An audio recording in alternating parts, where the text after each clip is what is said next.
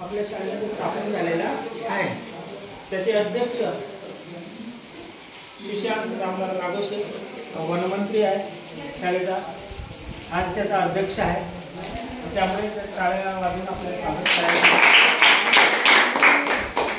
आणि सभासद म्हणून प्रत्येक वर्गाचे 2 विद्यार्थी, 5वीचे 2 असतील, 6वीचे 2, 7वीचे 2, 8वीचे 2, 9वीचे 2 आणि 10वीचे 2 असे 2 विद्यार्थ्यांची निवड केलेली आहे। आता eco club for mission, eco club mission for life याचं काय उद्दिष्ट आहे हे मी तुमच्यासमोर वाचून दाखवत आहे।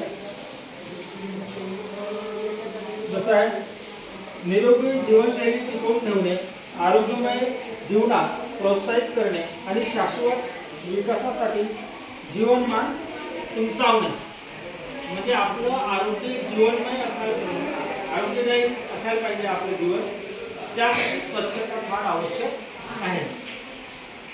आणि स्वच्छता असण्यासाठी आपण काय करायला पाहिजे त्यासाठी तुम्हाला सगळ्यांना प्रयत्न करायला पाहिजे। कचरा होणार नाही, प्लास्टिकचा वापर होणार नाही, आपलं पाणी स्वच्छ असायला पाहिजे, आपलं जेवण ह्याकडे आपण तुम्हाला सगळ्यांना 12 तुम्ही सदस्य किंवा सगळ्यांना लक्ष द्यायचं आहे।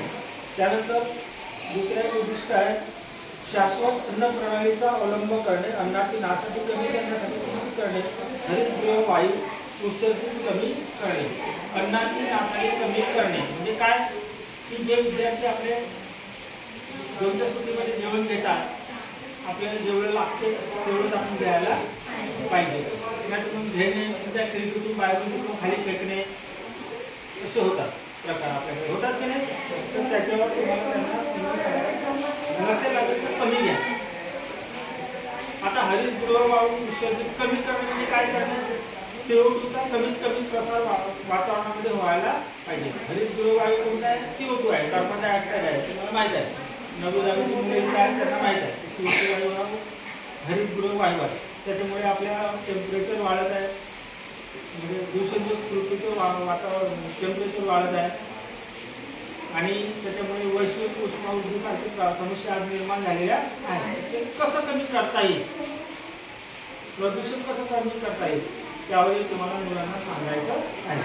दुसरा एक मुद्दा आहे ई कचरा कमी करणे, ई कचऱ्याचे संकलन, योग्य विल्हेवाट आणि पुनर्वापरासाठीच्या कार्यपद्धतीचा मोहीम राबवणे। आता ई कचरा म्हणजे काय माहिती आहे तुम्हाला? ई कचरामध्ये सील खराब झालेले आपण फेकून देतो, काही मोबाईलचे पार्ट्स असतील, कॅम्प्युटरचे पार्ट्स असतील तर आपण फेकून देतो, त्याला आपण म्हणतो ई कचरा। त्याच्यात तसं आपल्याकडे तसं कमीच आहे, तरी पण सांगायचं की ई कचरा आपण करू नाही।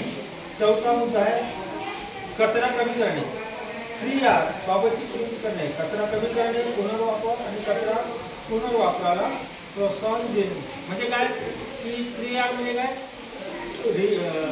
रियूज, रिसायकल, म्हणजे एक तर कचरा कमी करायचा आणि जो आपण वापरत आहोत प्लास्टिक वगैरे त्याला रिसायकल करून त्याचा पुनर्वापर करायला पाहिजे। म्हणजे नवीन कचरा वापरू नाही, प्लास्टिकचा वापर कमी करणे आणि जे वापरत आहोत त्याला पुनर्वापर करणे, त्याचाही तुम्हाला पूर्ण शाळेमध्ये संदेश किंवा समाजामध्ये संदेश द्यायचा आहे। पाणी वाचवणे, पाण्याचा कार्यक्षम वापर आणि संवर्धनास प्रोत्साहन देणे, सध्याच्या आणि भावी पिढ्याच्या गरजा पूर्ण करण्यासाठी आयोजन करणे। पाणी हिंदुस्थानची गरज आहे, ती नैसर्गिक साधन संपत्ती आहे, तुम्हाला माहिती आहे ना। दिवसेंदिवस पाण्याची समस्या येत आहे, पाण्याचा वापर आपण काटकसरीने करायला पाहिजे। मग त्यासाठी आपण कोणती उपाययोजना करू शकतो, त्यासाठी तुम्हाला विचार करायचा आहे। पाण्याचा कमी वापर करायचा, बरेच वेळा बघा आपण शाळेचे नळ चालू राहतात ना, मग तुम्ही 12 लोक आहात, वंदे मातरम संपलं, मुलं घरी जातात, आपल्या नळ सुरू आहे, आपण स्वतः जाऊन काय करायचं, बंद करायचं, कोणते जाऊ आपण पंखा वाजवायचा सुरूच आहे।